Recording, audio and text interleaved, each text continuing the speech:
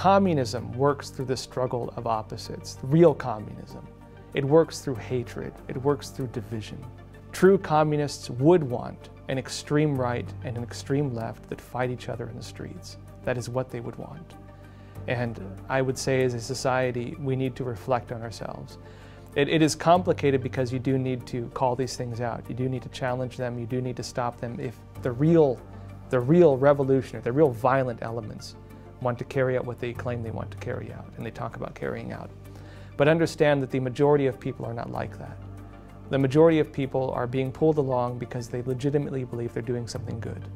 They're doing it because they're kind-hearted people, and they've been convinced that that is the right thing to do.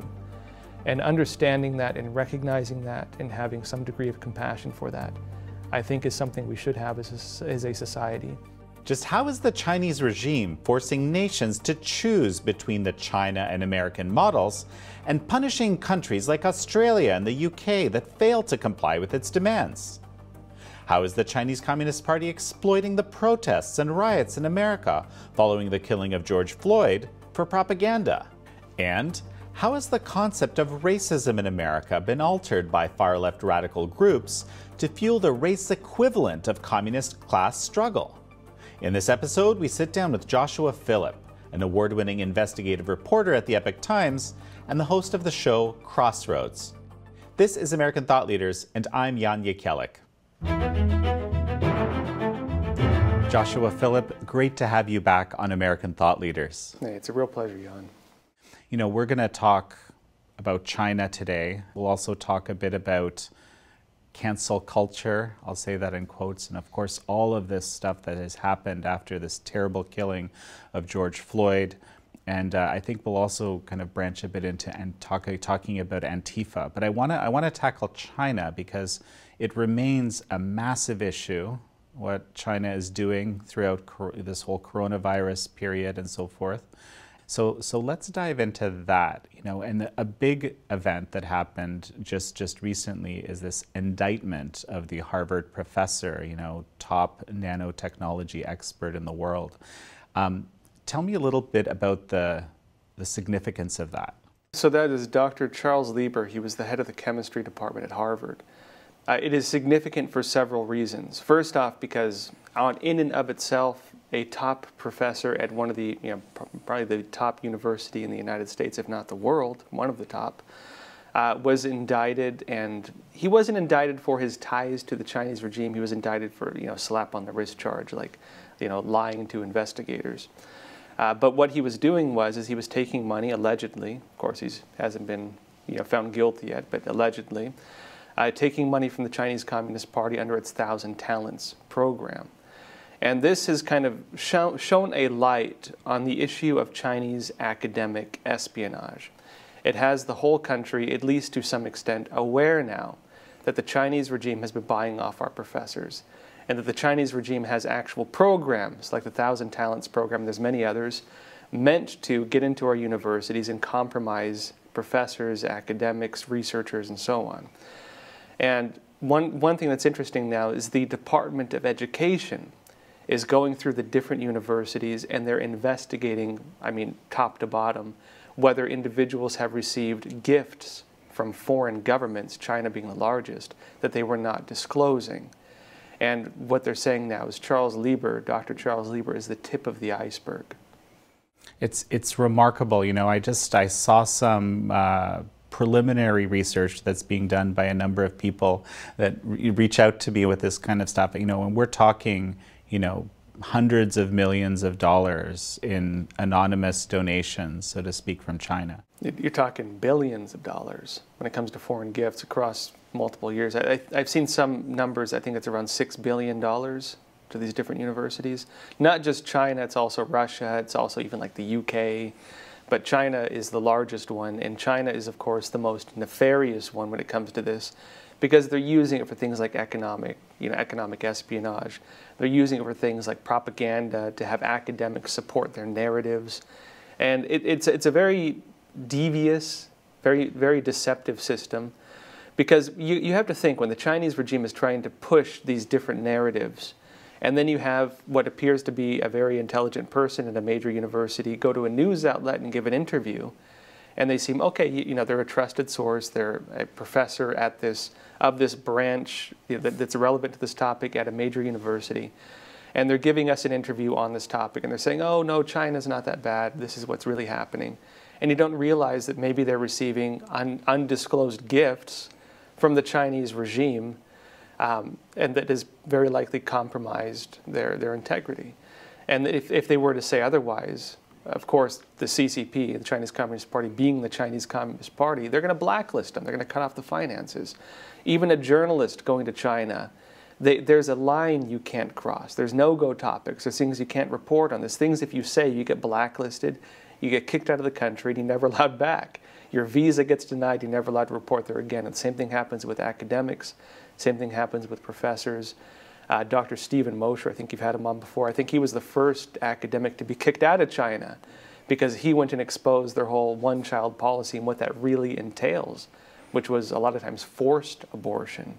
It's sometimes even post-birth, killing the child. You know, he exposed that, and he's never allowed back into China because of that.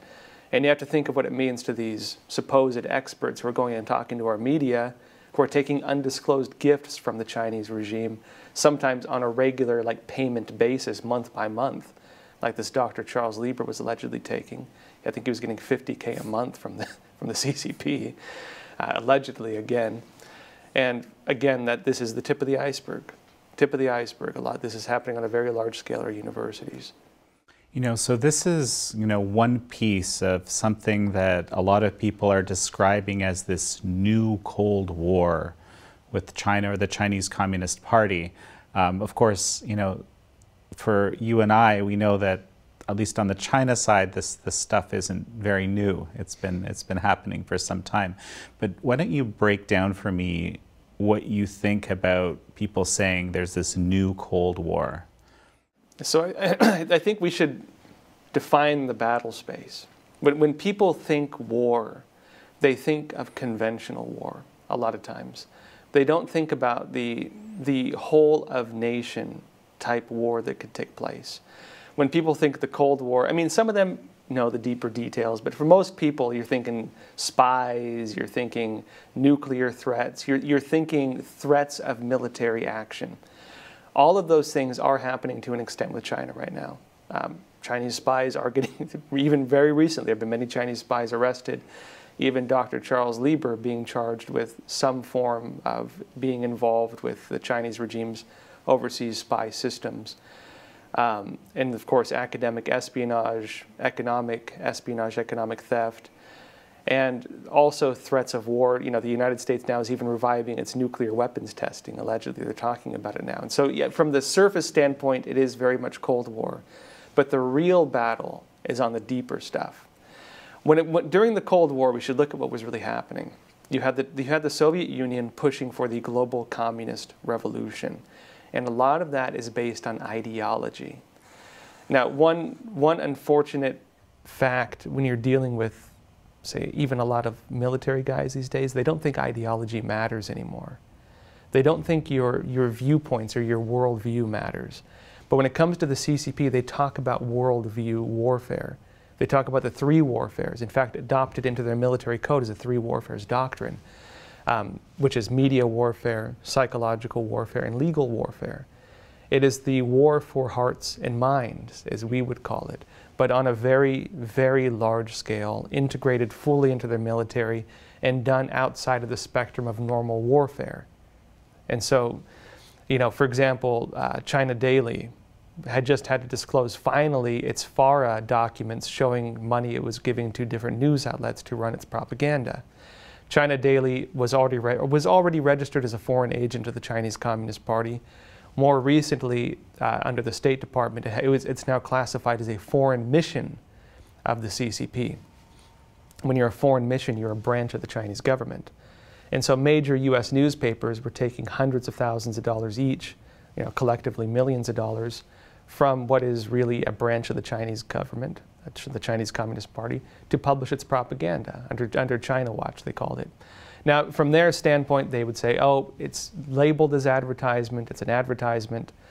The question is, you know, these are some of the same outlets that were making a big deal about Russian disinformation affecting our elections.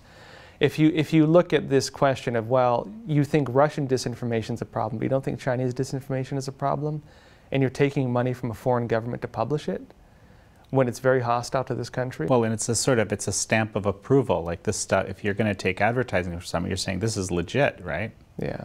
And of course, moving on to the bigger picture, you're talking about this Cold War, there's many, many elements to it. There's political warfare. Again, we made such a big deal about the idea that Russia may have interfered with our elections. Now, I should note too, Facebook, Twitter, the different social networks, according to the China Daily document showing how much money they were giving a lot of money to them as well. They were, for advertisements, of course. And so, they're not free of blame. And so there's a lot of double speak going on, to pull the old Orwell term. There's a lot of double speak going on where they're saying two contradictory things while, basically violating the thing they're claiming to oppose. That was happening the whole time, and it wasn't really being shown to the world. But on the broader picture, there's also political warfare. The Chinese Communist Party has the General Political Department they call it the Liaison Department. We heard about Russian interference in elections. The General Political Department of the Chinese Communist Party, under its Liaison Department, is a full-scale operation for political warfare. It has an entire military branch dedicated to political warfare, the exact thing that people were trying to warn about with Russia. There's an entire military branch under the Chinese regime dedicated to that. And so the bigger picture during the Cold War with the Soviet Union, between the US and the Soviet Union mainly, was what the Soviets called ideological subversion. This is the idea of how do you wage war on a country? How do you spark revolutions in a country? How do you change the culture of a country without waging open warfare on them? And so these days they have what they call short of war tactics, where you're pushing your aggression and your hostilities right to the boundary of what would constitute open warfare, but you never cross that line. So Russia does it, Iran does it, many countries do it. China's very aggressive on it. The Chinese regime, they would call it unrestricted warfare. The term comes from a document written by two Chinese colonels, 1999, 2000. They actually recently updated it, matter of fact. But it outlines three different categories of warfare: non-military, trans-military, and unconventional military. And it includes things like economic warfare. It includes things like culture warfare, drug warfare, psychological warfare. So drug warfare, for example, where does fentanyl come from? Where do these synthetic drugs come from? They come from China. Where do the drug cartels in Latin America get their precursor chemicals from? China. In fact, there was an interesting story just recently saying that the cartels are having trouble manufacturing the drugs right now because they were getting their ingredients from a factory in Wuhan, where the epicenter of the virus is. They can't get their ingredients for their drugs right now. What is culture warfare? It is how do you impact the culture of a country? Who controls Hollywood right now? Who controls a lot of the talent houses? The Chinese Communist Party, through their different companies, they control a lot of the talent houses. AMC Theaters is under one of their major companies.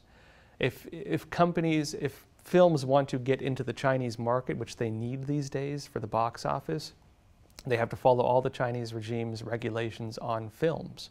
This includes supporting, core socialist values, as the CCP would call it. And because the standards are so tight and also not clearly defined, which means that a lot of them have incentive to go above and beyond normal censorship, with self-censorship. Some of them even co-produce films with Chinese studios so that they can be sure that they're in line with what the Chinese regime is looking for. That is culture warfare. In fact, they talk about it openly in China. They don't even try to hide this stuff. You talk about psychological warfare. Psychological warfare isn't just lying to you. It's not just propaganda as we would normally think of it. Psychological warfare is changing the way you interpret information, so that you and I could be looking at the exact same set of data and we would come to wildly different conclusions on it. So for example, with this virus right now, this pandemic, you're looking at the Chinese regime's handling of the virus. We're looking at the exact same data. Now, do you interpret it as being a sign, oh, the Chinese regime did all it could in its power, it took very strong measures to ensure that the virus didn't spread and the rest of the world is just being unfair to it? Or do you think the Chinese regime lied to the world? The Chinese regime, arrested doctors, disappeared journalists, and these types of things. If you were following only the information the CCP was releasing and some of the organizations that support the CCP, what they were saying, you would view it in line of the CCP's, pro-CCP viewpoint. If you were following all the real data, for example, their cover-ups, their lying to the world, their manipulation of data and numbers, you would understand, okay, they were misleading the world, they were very dishonest about it, and no, absolutely, they did not handle it well. The idea that they handled it well, you would only believe that if you believed all of the lies they were telling the world, most of which have been exposed. Josh, you're just making me think here about the WHO recently publishing this report that asymptomatic transmission of the virus is rare, which is kind of stunning because it undermines the whole premise of the lockdowns. I mean, it's an astounding thing. And of course, some people are saying that. I'm seeing that a lot. But at the same time, I'm thinking to myself, wait a second, I don't trust these guys for anything because, it's been demonstrated. We have this whole infographic even that I think you went over on your show recently about how the evidence of how the WHO has been compromised by the Chinese Communist Party, I guess as part of its political warfare. I'm not sure which discipline this is, but I mean, it's astounding. Yeah, well, this would be pretty much the whole gamut of protecting the CCP using the ideological war. So you could say there's a political warfare element to it, where being an international organization, the WHO can influence politics. The WHO was defending the CCP's policies on the political level while criticizing the policies of other countries. For example, when the U.S. shut down travel from China coming into the U.S., the WHO came out and criticized them for that. When other countries wanted to do the same, the WHO demanded that those countries provide them at the government level with the scientific evidence justifying their actions. And so not only criticized the U.S. for taking measures that really now we're seeing were probably necessary, but even criticized and demanded scientific evidence from countries that were considering doing the same thing, maybe preventing countries from locking down and taking measures that may have saved probably thousands of lives by this point, had they done so. And yeah, the WHO, and then of course there's also the social level. Different social media platforms, for example, would have censored you, still might censor you, if you question the scientific data from the WHO, despite the fact that their integrity has been compromised, as we've noted in that infographic, for example, showing how they were just repeating the CCP talking points. And it's coming out now that even the WHO knew that the CCP was lying to them, and they're actually talking about this publicly now, and were questioning it. But despite the fact that they were even questioning that, they were not acting as an objective agency doing independent research during that time. They were just repeating whatever the CCP was saying, which is what that infographic shows. And so yeah, it does bring into question, can we trust them? Can we trust their data? And yes, they came out now, and one of the individuals was saying there's no real evidence that asymptomatic cases can really spread. They're saying it is not that big of a spreader. It is not a huge influence on spreading. They're kind of walking that back now. And they're saying, well, based on our models, we could say up to 40, there's up to 40%, maybe spreading and so on. Nobody trusts it anymore. And yes, it does undermine, I'd say a lot of people don't trust it, maybe not everyone, but a lot of them don't. But yes, it does undermine the entire, say, reason for having the lockdowns. Because part of the lockdowns, where you're locking down people who are not showing symptoms, was based on the idea that, okay, you should lock down everybody because they may have it, they may have the virus, but you're just not showing symptoms.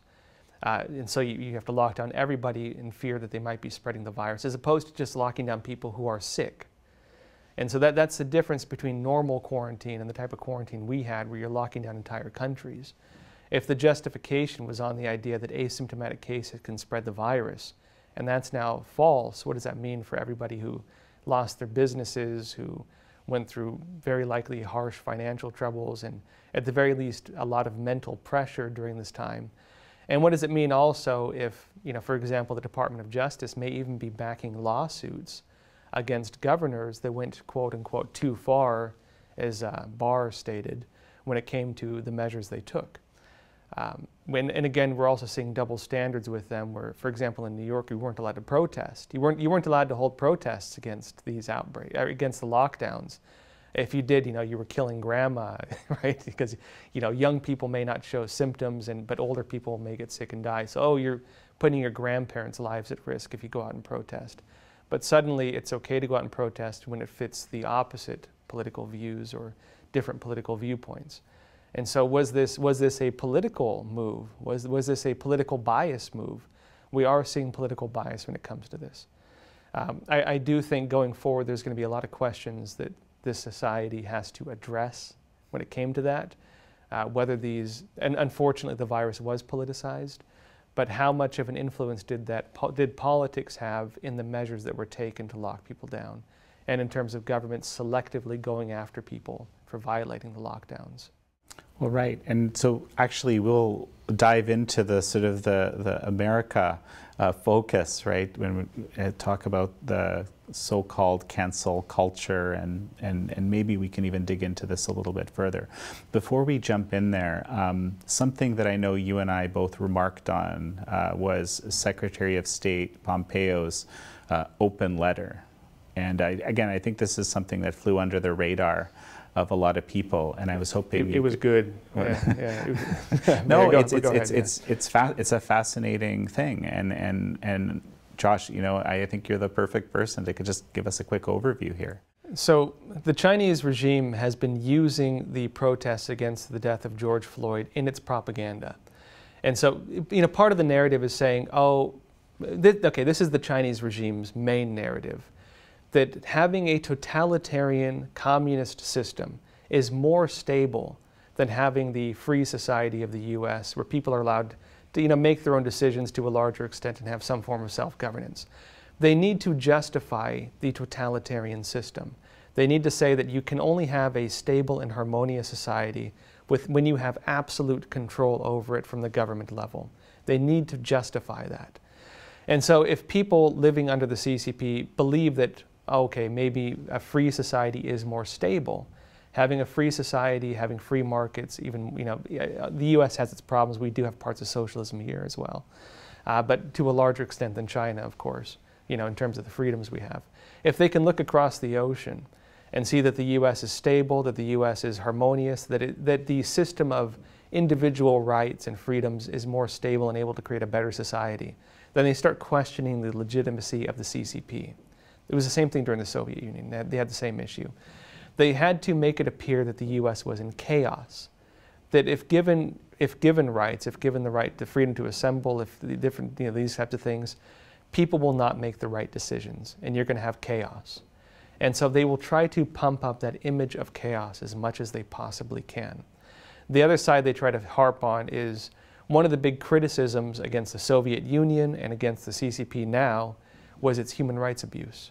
Soviet Union human rights abuses, the gulags, the persecutions, the genocides, killing people who opposed the political system, throwing them in gulags, killing the kulaks, right, the wealthy peasants, and so on. Different movements that killed millions of people. The CCP, 50 million to 70 million killed just under Mao Zedong. How do you justify that when another government is criticizing you for your abuses of your own people, and the CCP now persecuting religious minorities, persecuting cultural minorities, persecuting even democracy activists on a very large scale now? How do you justify that when the U.S., for example, is criticizing you for that? Well, you try to say you have your problems too. You try to say you have your problems too. You can't criticize me unless you're absolutely perfect. And so one of the things they harp on, and the Soviet Union also harped on, is racism in America. And they try to pump up this image that you criticize us for persecuting, this guy or that guy, but you have racism and you persecute people based on their race. The Soviet Union pumped that up full on as hard as they could. The CCP is doing the same right now. And so, for example, that's what Pompeo was addressing in his letter to the CCP. And the point he made was that in China, if you hold mass protests, the CCP will brutally crush it. It will brutally crush it. The most clear image is the Tiananmen Square massacre, where they went and killed like 10,000, estimated at least now, Chinese students calling for democracy. There's what they did in Hong Kong right now, where they're destroying Hong Kong's autonomy. They're violating this agreement they had with the Hong Kong people, right, where they're not supposed to intervene until 2049. They're violating that. And the Hong Kong people coming out to protest now, they're mass arresting them, right? Peaceful protests, they're mass arresting them. They weren't looting, they weren't burning, they weren't robbing people. Peaceful protests almost across the board. There were some minor exceptions to that, but they're mass arresting them. Bill Barr called them out for that. They said in the US, yes, there have been issues, yes, there have been problems. The police are not massacring people on the streets. The police are not arresting every single person going out and protesting. Yes, they're arresting people who get violent. They're arresting people who burn down buildings and who are robbing people or shooting people, but they're not mass arresting every protester coming out. And so the CCP's attempts to create this comparative analysis when it comes to this is nonsense, because they're trying to say that the same thing we're doing, you're doing, when it's not the case. It's only you would only see it as the case if you didn't understand the depth to which the CCP abuses its own people. And Barr called them out on that. And this actually ties into something that I've been saying for a long time. This is the real significance of that. The Chinese Communist Party has a glass jaw. It is extremely, extremely fragile. But nobody dares to touch on the point that is the fragile point. And the fragile point is ideology. The fragile point is the CCP's abuses of its own people. Why does it have the Great Firewall? Why does it feel the need to withhold information from its people on a massive scale? Why does it feel the need to control every news outlet? Why does it not allow independent news coverage in its country? Why does it not tolerate even low-level dissidents, even a blind human rights lawyer calling it out? Why can it not tolerate any small degree of criticism to the extent that it will arrest any individual, even a blogger, for criticizing it?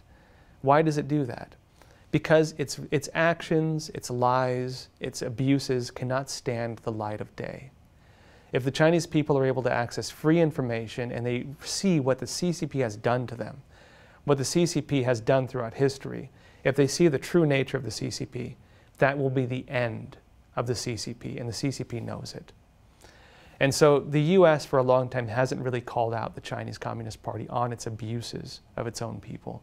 But as soon as that comes out fully, if they ever really go into it fully, you talk about Muslim slave camps right now as we speak. You're talking about live organ harvesting of Falun Gong practitioners and others, Falun Gong being the main victims. You're talking about burning down Tibetan temples, ancient Tibetan temples. You're talking about tearing down churches of house Christians. You have about 100 million Christians in China. If the Chinese people ever fully see what the regime has done to them, that will be the end of the Chinese Communist Party.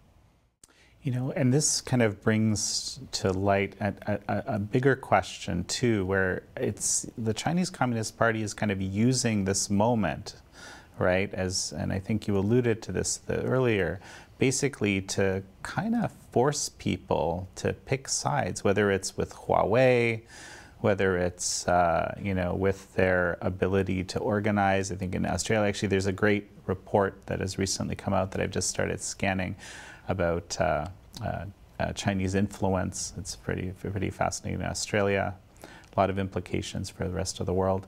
Tell me about that. So the Chinese Communist Party, in its interpretation of the main battle in the entire world right now, the main battle for the future, what they would call, China 2025, for example, what they're doing with the One Belt, One Road initiative, what they're really the main motivation behind all of its overt and covert operations to change the nature of societies and get into businesses around the world. What is the real objective of this? It is to validate the China model, to make the China model, as they call it, the main system of global governance. Now, in their eyes, the world right now is led by the Pax Americana, right? The peace under America. This idea of individual rights and this idea of protecting, say, basic rights of people around the world.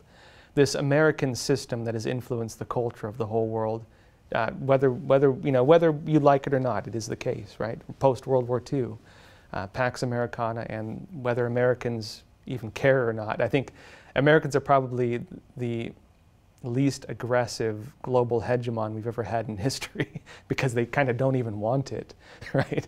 But the American idea has influenced the entire world. The American idea of individual rights has influenced the entire world. The Chinese Communist Party, its China model, is the opposite of that. It says governments can do whatever they want to their people. You will not be sanctioned. You will not be punished. That is your own business.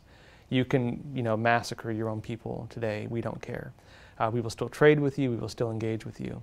You can monitor your people to the extent that the CCP does with things like the social credit system. In fact, part of the One Belt, One Road initiative is they're installing these types of systems, this type of technological infrastructure to export that model of government.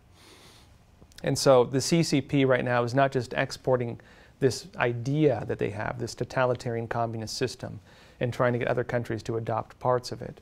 But even when it comes to their form of government, to the even the technical standpoint, where they're through the One Belt, One Road initiative, having Huawei put into place these different, I'd say, critical infrastructure systems that would allow for that. They're building that.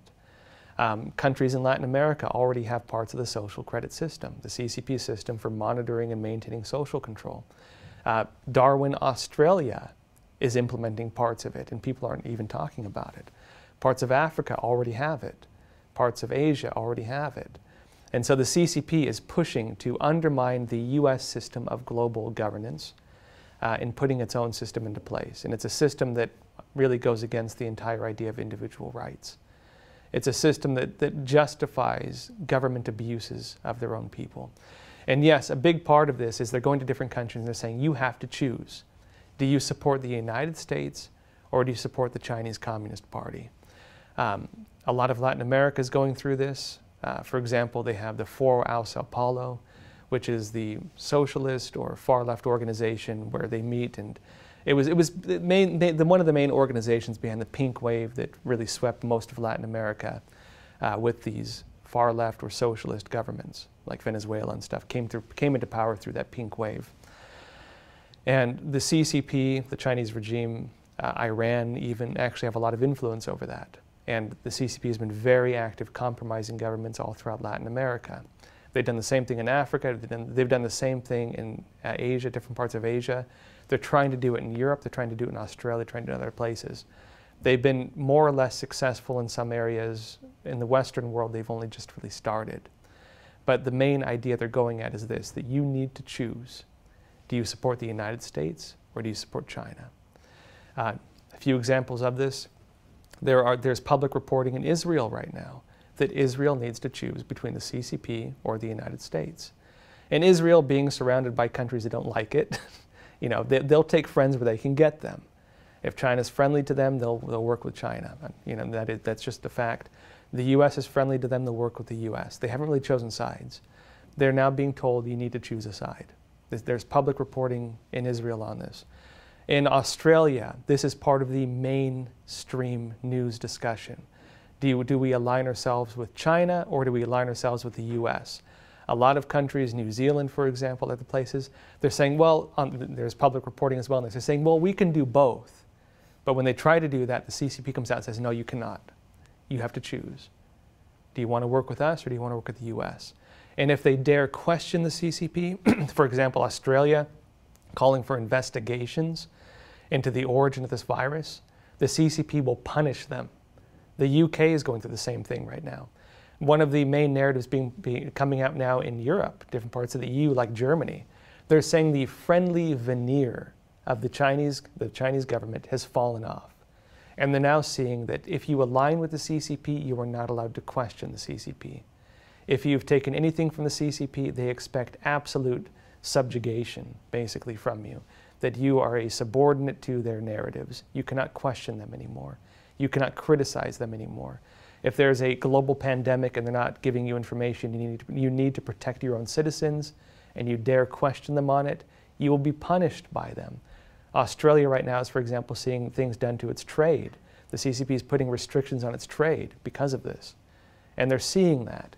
And so different countries, yes, right now they're having to choose. Are you aligning with the United States or are you aligning with the Chinese Communist Party?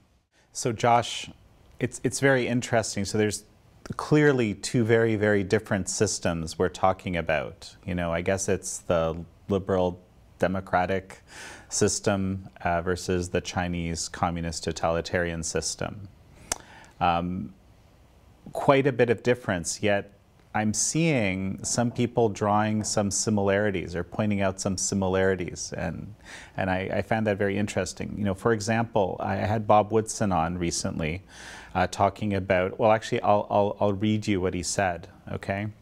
He said, "The mantra of institutional racism has morphed into an orthodoxy like communism. Are you a supporter of the party or are you not? It's really sweeping the nation like a virus. This is our second pandemic in recent days." So what do you make of this? It's a big thing to unravel. It's a big thing to unwrap. And it ties into a lot of things that people on one side, I think, don't understand when it comes to socialism or communism. And on the other side ties to a lot of things where they've been emotionally agitated. And so it's very hard to talk to them.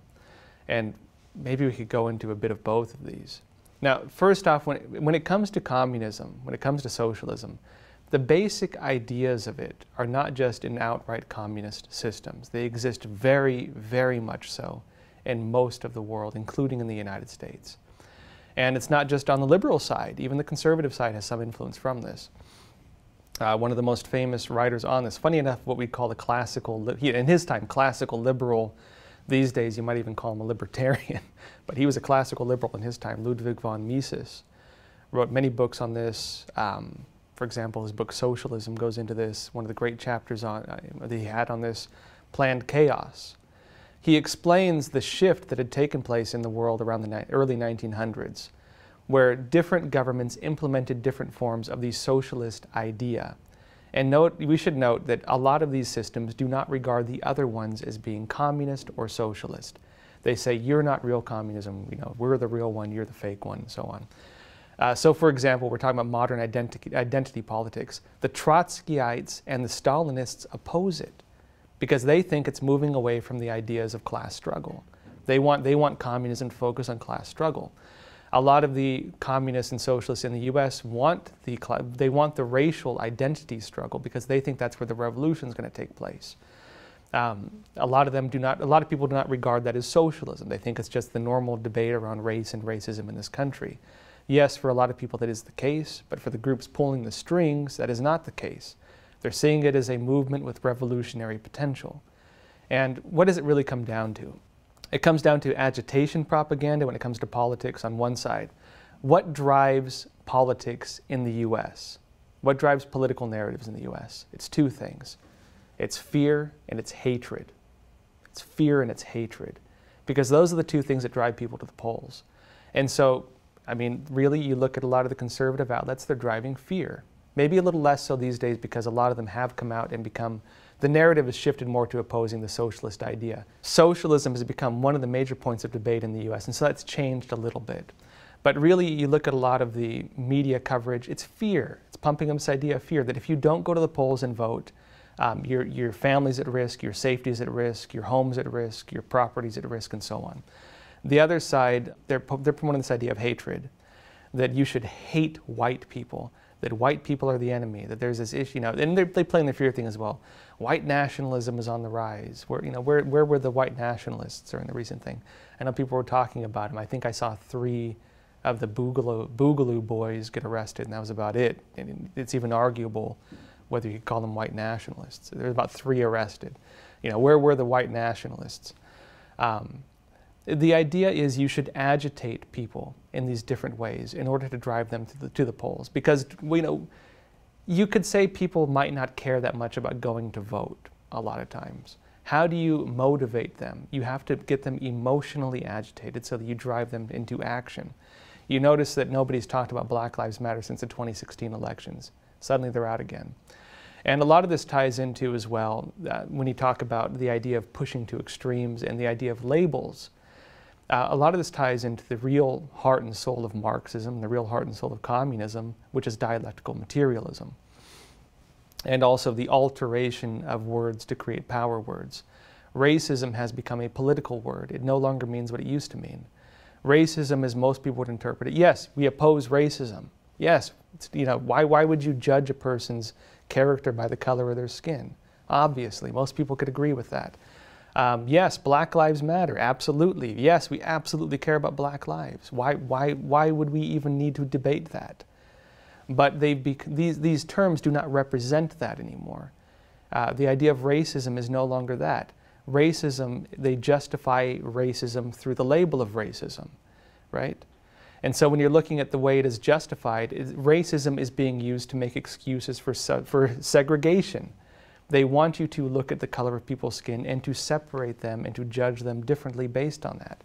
You're looking at privilege. A white person is interpreted as being a historical oppressor. You need to be racist against white people. In order to fight racism, you have to be racist against white people. That's what they're telling you these days. So you have to be racist in order to fight racism. That is the double think they've developed. So jumping back to Ludwig von Mises, what did he talk about? He said that most of the world these days is dictated by the communist idea. He explained this very clearly.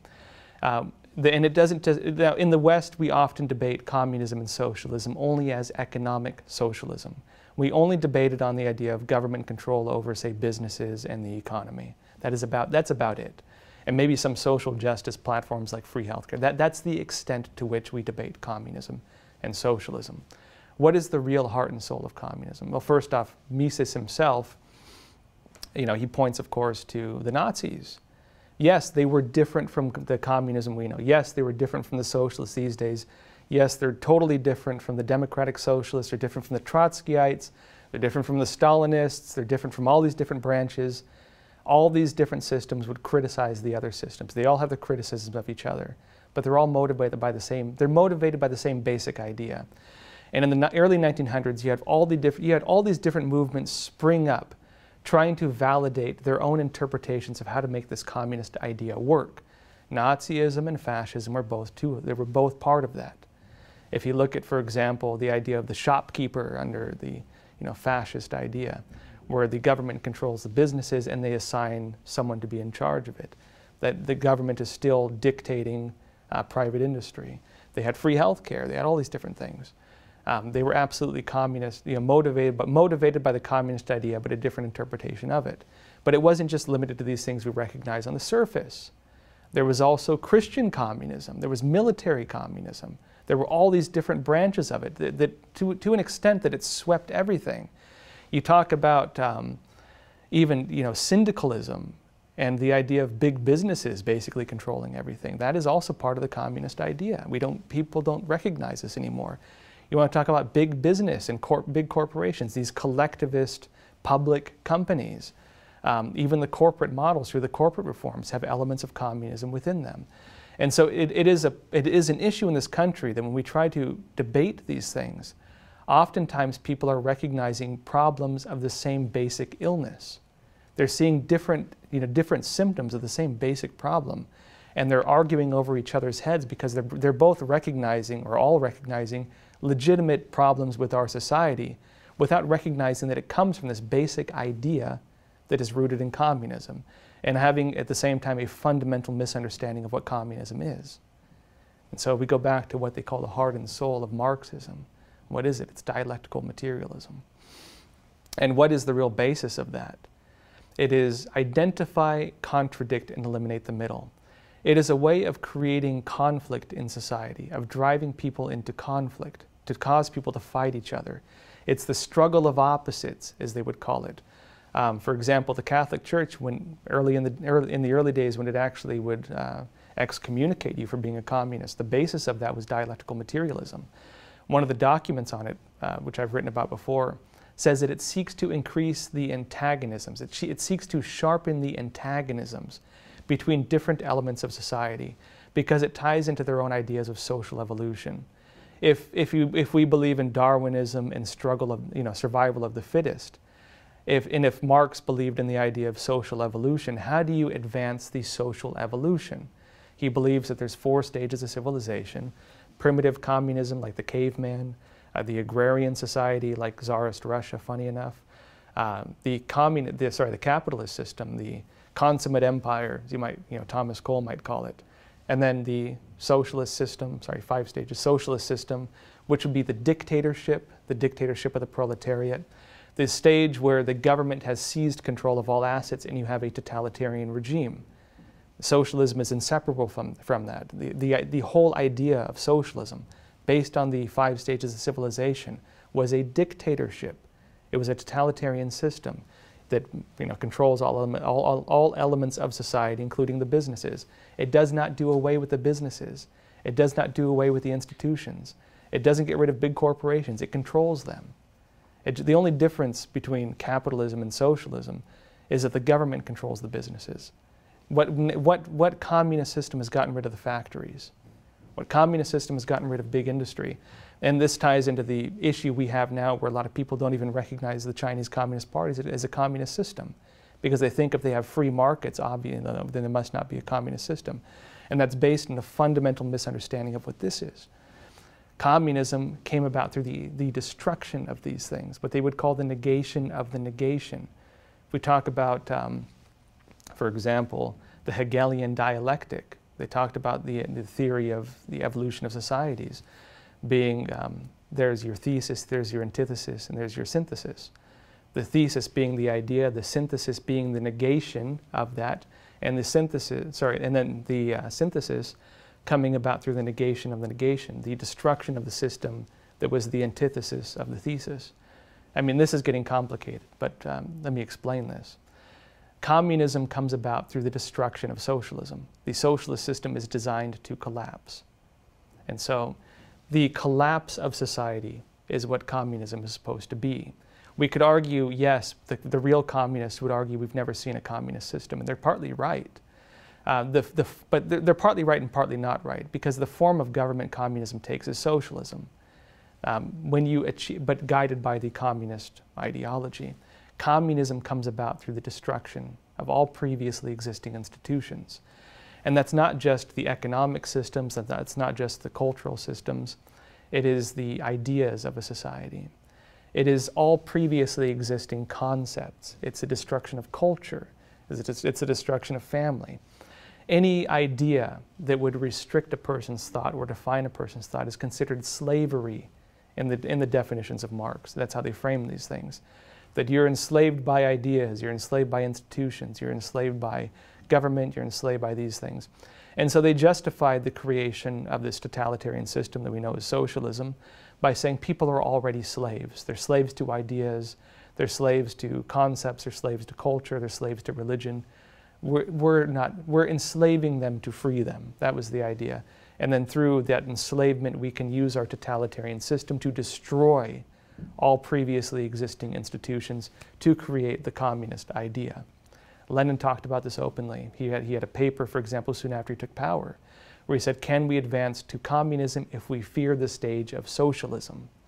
And so the socialist system becomes the form of government that communism takes. But its motivation is the destruction of previously existing institutions. And so communist systems, or communists, if they haven't taken power in different parts of the world, will seek to destroy the previously existing institutions. Culture, thought, family structures, social values, traditional moral values, all these things become targets of destruction, which is why in every single case, who are the targets for destruction under communist systems? Usually religious believers, people they call anti-rightists, people they call counter-revolutionaries, who refuse to acknowledge the abusive actions of the regime. It is the good people of a society from the traditional sense who become the enemies of the state under communist systems. It is the good people it kills. And so because it flips good and evil upside down. And if we understand it from the standpoint of Marxism, that is part of the design. And when you get to the idea of what Marx really believed in, this again goes back to that. What is dialectical materialism? Again, this idea of creating social disharmony, the struggle of opposites. You want people to hate each other. You want people to fight each other. And again, if we interpret it through the ideas of social Darwinism, survival of the fittest, as I just explained, Marx believed in this idea of social evolution. How do you speed up the process of evolution? You increase that dynamic of the survival of the fittest. You want there to be famine. Lenin, for example, after the Black Book of Communism notes this, after the famine swept Tsarist Russia, soon after he took power, he said it's good because it will destroy not only their faith in the Tsar, but in God too. The famine was a revolutionary thing. It benefited the communist regime because it helped destroy faith. It helped destroy people's faith in God. And in the ideas of Lenin, that was a good thing, and in the ideas of communism, that's what they want. That's part of it. You also want people to begin hating each other. You want people to struggle against each other. Every single communist system has class enemies, and they identify class enemies at every single stage of their struggle. So, for example, under Hitler, and yes, he was a socialist, the National Socialist Party. Yes, it is different from other socialist systems. And so, yes, they could argue it's different from what they believe in, but it was a socialist system. His whole idea was, going against the Jews and saying that they have an unequal amount of wealth from the society. They are overly represented in society. They are a minority that has gotten, an unequal amount of wealth, and so they justified seizing that wealth from them based on that narrative. It was the same thing with Lenin and the kulaks, the wealthy peasants. That was his derogatory name he had from the kulaks. It's the same thing with the wealthy peasants. He said that they're more wealthy than you are. It's justified to go and kill them based on that. Stalin, Pol Pot was the intellectuals. Of course, Cambodia was a pretty early agrarian society at the time that the Khmer Rouge took power, so they didn't have the capitalists to go after. They went after people in the cities. They went after people with glasses. They went after people with educations because that was the most privilege that they could identify to go and destroy. You name it. Every single communist system at various stages has always had to have a group that they identify as the class enemies, and they justify hating those people. People feel justified in their hatred because they say these people represent hatred. These people represent discrimination. These people represent these things. And so you are justified to use discrimination to fight discrimination. You are justified to use hatred to fight hatred. You're justified to use racism to fight racism. And so they feel justified in doing the things that they believe that they oppose. We see the same exact thing happening in our society right now. The entire idea of race politics is racist. You cannot have it without singling out a person, a group of people in society based on the color of their skin. You cannot have it without segregation, without separating people in society based on the color of their skin. You cannot have it without hating different parts of society because of the color of their skin. I mean, ostensibly, most of the people that are out there protesting against racial injustice at the moment are not thinking this way. I think most of them, the overwhelming majority, 99.9% of them don't think that way. I think all of them out there legitimately are opposing racism as they see it. They legitimately want to erase the idea of racism from America. And I mean, really, from that standpoint, I think that says a lot about this country, that a lot of this country does oppose racism. But there are people using this, I'd say the agitators, the different media, some of the media outlets, some of the political actors, they're using this. For example, Democratic Socialists of America, some of the actual political movements pushing these things. They're using this for political gain. And so the idea of racism these days is being used as a power word to drive forward a political goal. And so when they talk about racism, it has very different meaning. Now, in the traditional definition of racism, what is that? It is hating a person because of the color of their skin. It is discriminating against a person because of the color of their skin. Racism, as it's being applied right now, justifies segregation. It justifies judging people by the color of their skin. It justifies hating people by the color of their skin because it's saying you should hate white people. Now, as part of a way to justify that action, they have to alter the meaning of racism. They have to say it's not racist to hate white people. They're saying it's not racist if you want to segregate people, if you want to judge people and separate them and divide them by color. They're saying that's not racism. And so they are actually promoting racism. They're actually promoting racism while convincing people that they're opposing racism. This is a power word. This is what George Orwell would talk about as doublethink, where a person can hold simultaneously two contradictory ideas. Yes, you oppose racism. Racism is bad. We should oppose racism. We should stand against racism. But at the same time, you should hate people because of their race. At the same time, you should segregate people and separate them because of their race. You should view everything through the lens of race and basically reorganize society through the ideas of race. It is an easy vehicle because a lot of for these socialist groups and these communist groups, because the things that they're demanding could only be achieved if you were to, for example, if you wanted to segregate all of society or create community programs or businesses and these things, if you alter the nature of what government is. Government does not create businesses. Government may subsidize a company to go in and create businesses and build jobs. They might create financial incentives to bring in business to an area to create jobs. Government does not create that. Government typically should not be getting involved in the process of schools and, bringing people in. And normally you would say that forbidding people to come in because of the color of skin would be racist. That is now being justified as a righteous action under these identity politics rules.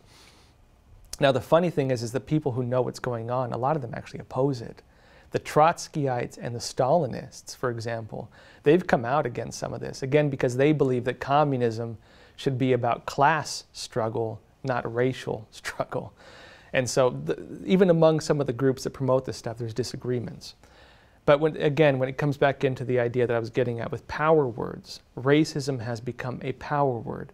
It is no longer a word that represents what it used to mean. And I would argue that most people don't think about that. They're out there for legitimate reasons. They're probably very kind-hearted people. A lot of the political groups pulling the strings, they're fully aware of it. And their idea is absolutely not to get rid of racism. They want to use racism. Now, the other idea is agitation propaganda. How do you motivate people into action? You might notice that Black Lives Matter and these different groups, you haven't seen them since the last election cycle. They come out during election cycles. Any election cycle, there needs to be a big national thing to rile people up to get them motivated to go and vote. And it's going to take different forms. The idea of agitation propaganda, it's this Pavlov dog theory, right? And so you want to get people to react to stimuli. You want them to react to, unconsciously to stimuli. How do you do that? Now, media do it through new journalism, for example. Governments do it through propaganda. They do it through things like power words and things like that. They have all kinds of methods for that. There's also this above and below concept where you will stage an incident on the ground, have politics react to it. The reaction on the top is justified by the actions on the ground. Both of them can be fake in order to drive forward a political agenda. A lot of groups in the world use this, unfortunately. But getting into the idea of agitation propaganda, how does it work? Now, communism would do it where they'd have these struggle sessions, where they have these different sessions where they get together and they agitate people into a virulent hatred, which they then, you imagine it's like charging a battery. You're getting the battery charged up, and then you're unleashing the energy from that hatred, from that agitation, onto a different segment of society. Hitler did it. Hitler did it by promoting the protocols of the Elders of Zion, by riling people up into hatred against the Jews, and saying, in order to fight against this tyranny that I've identified, you need to vote me into power, and we need to go and crush this because you're at risk if we don't do it. Different communist groups have done it. And under Mao Zedong in the Communist Party, they had these struggle sessions where they'd say the landlords are the #1 oppressors of society. We need to, they'd have, for example, altering traditional Chinese plays like The White-Haired Girl. Traditional Chinese plays in order to become propaganda pieces to drive people into violent hatred. And they'd agitate people emotionally, get them charged up. Then they'd say, okay, now go kill your landlord. And they'd go and kill their landlord. You want to drive people, rile them up. These days, it's not something probably as bad as that. But they want to get people riled up and say, now go to the polls and vote. Because otherwise, you're at risk, your family's at risk. So Josh, it's interesting that you mentioned struggle sessions because this is something that's actually been described in the media recently, though I'm not sure it's exactly the way you're describing it. But the Minneapolis mayor, Jacob Frey, he basically was, extremely, of the mayors, he's been extremely supportive to the protesters, out with them, hanging his head, kneeling, these kinds of things. And then at the same time, he didn't make the pledge to defund the police, and you see the protesters kind of turn against him. Go home, Jacob, go home, basically. So and this whole kind of interaction of him admitting guilt and then the crowd turning against him is being described as a struggle session, and something similar in Seattle more recently I saw described. Is this what you're talking about? Yes, that is very much part of it. And so what happened during the Cultural Revolution in China? They would have different people who represented the evil classes or the counter-revolutionaries, the people who stood against the objectives of the regime at that time. And they would bring them out and they would publicly shame them. They'd put, take these professors, these academics, they'd put dunce caps on them and they'd throw things at them and they'd insult them and they'd curse at them. They'd beat them sometimes, they'd kill them sometimes. It was the idea of making a public humiliation, making a public show to say, this is what will happen to you. This could be you if you dare speak out against what we choose to do. If you dare question what we do, this could be you. And some people have pointed out as well that a lot of what the media does when they single out people, when they go after individuals and dox them and give their identities and go after them for making, say, non-politically correct comments on social media, it's the same thing. You're making political examples of people. You want to make people too afraid to speak out. You're silencing people to support a political goal and really attacking them, destroying their lives, getting them fired from their jobs in order to support that. What's interesting now is that it seems to some extent, and this is just an observation, I think they're pushing it too far. In fact, CNN even had an article questioning whether they went too far, whether the Democrats went too far with pushing this idea of defund the police. Because it comes out now that only about 16% of Americans support that. But that has become the main narrative of these very large-scale protests that they've incited, that they've been supporting in their media coverage. Joe Biden actually had to come out and say that he does not support defunding the police. A lot of the major politicians on the Democrat side have come out and had to say that they will not support this or are trying to dodge the question right now because they risk fracturing their party if they do. And, this is, of course, being used by Trump. He's calling them out for it. He's saying, I support law and order. They support defunding the police. And Democrats are having to come out and say, no, we don't support defunding the police. And a lot of their base is saying, oh, wait, you don't support defunding the police? That's what our whole movement's about. And so they're trying to pivot this now and change the direction of it. The question is whether they can, because they've already stirred up so much anger. They've already stirred up so much in people that it's unclear whether they can still control the crowd. And so you're watching the handlers, the puppet masters, the people pulling the strings. I would not say the Democrats per se, but a lot of the agitators seemingly going too far with it. It's unclear where this is going to go. The Democrats, not to call them out, they have their own ideas, their own values. The Republicans have their own values and so on. I don't want to get involved in all that nonsense personally, the political camps. But they're dealing with an issue where there are really multiple parties, and they're trying to not make that the case. They're really very different political parties. You have people who are very extreme left. You have people who are kind of, they bought into some of the Obama era race politics. And you have people who are, traditional Democrats or even traditional classical liberals who just identify with that system. They all have their different motivations. They all have their different ideas. But getting them to get along with each other is becoming more and more difficult. And you can see the Democrats like Nancy Pelosi really struggling to maintain that when they have people of really radically different views, like the Cortez types, for example, as opposed to the traditional Democrat types, butting heads, calling each other out. Normally they don't criticize each other. You're seeing a lot of that happening now.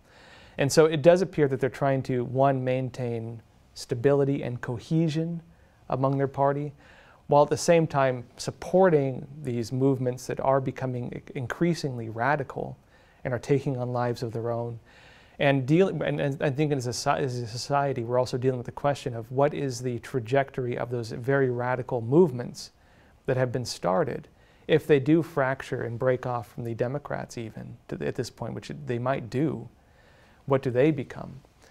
And so I think we are seeing something interesting in our society, and it is having a large impact on the cultural ideas of our society going forward.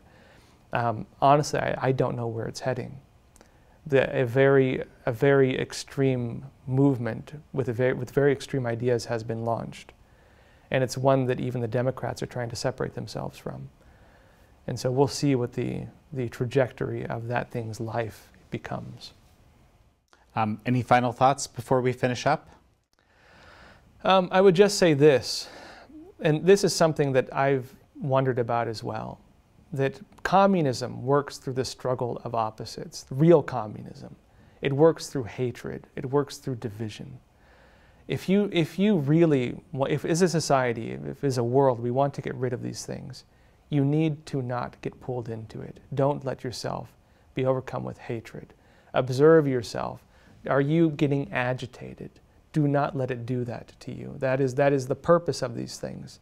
The real heart and soul of these things seeks to do that. Do not let it happen to you. They want to push people to two extreme opposites and to drive the opposites into struggle. That is the basis of dialectical materialism, the struggle of opposites. Lenin talked about partisanship, this idea of partisanship, dividing society into two extremes, pitting them against each other, and telling people you cannot choose a middle ground. There's no more middle ground. Dialectical materialism says, identify, contradict, eliminate the middle. Eliminate the middle. They do not want there to be a middle ground. The middle ground is where all of us should be, in my opinion. Because the middle ground is where you're not getting pulled into the struggle of opposites. You're not getting pulled into the fights, into these conflicts in society. True communists would want an extreme right and an extreme left that fight each other in the streets. That is what they would want. And I would say as a society, we need to reflect on ourselves. It is complicated because you do need to call these things out. You do need to challenge them. You do need to stop them if the real revolution, or the real violent elements want to carry out what they claim they want to carry out, and they talk about carrying out. But understand that the majority of people are not like that. The majority of people are being pulled along because they legitimately believe they're doing something good. They're doing it because they're kind-hearted people, and they've been convinced that that is the right thing to do. And understanding that and recognizing that and having some degree of compassion for that, I think is something we should have as a society. And also being able to have civil discussion with people who have different viewpoints than our own is something we need to have as a civil society. If we don't have that, then that struggle of opposites is inevitable. That fighting on the streets is inevitable. And that is the thing that I think we should be most concerned about happening. Powerful place to finish up. Josh, thank you so much. My pleasure.